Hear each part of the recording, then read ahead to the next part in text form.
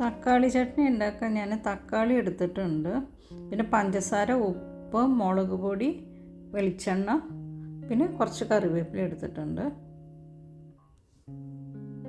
തക്കാളി ഞാൻ അരച്ചുകൊണ്ട് വന്നിട്ടുണ്ട്. ഇനി നമുക്ക് ഉണ്ടാക്കാം.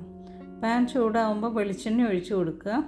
വെളിച്ചെണ്ണ ചൂടാകുമ്പോൾ കടുക് ഇട്ട് കൊടുക്കുക. കടുക് പൊട്ടിക്കഴിഞ്ഞിട്ട് കറിവേപ്പില ഇടുക. അത് കഴിഞ്ഞിട്ട് അതിനകത്ത് മുളക് പൊടി ഇട്ട് കൊടുക്കുക.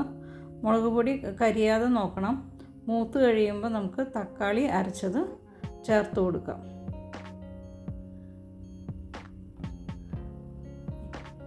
നല്ലോണം ഇളക്കി കൊടുക്കുക. ഉപ്പിട്ട് കൊടുക്കുക. മൂടി വെച്ച് വേവിക്കാം. തക്കാളി നല്ലോണം വെന്തിട്ടുണ്ട്. കുറച്ച് പഞ്ചസാര ഇട്ട് കൊടുക്കാം. എരിവും പുളി ഉപ്പൊക്കെ കറക്റ്റ് ആക്കുക.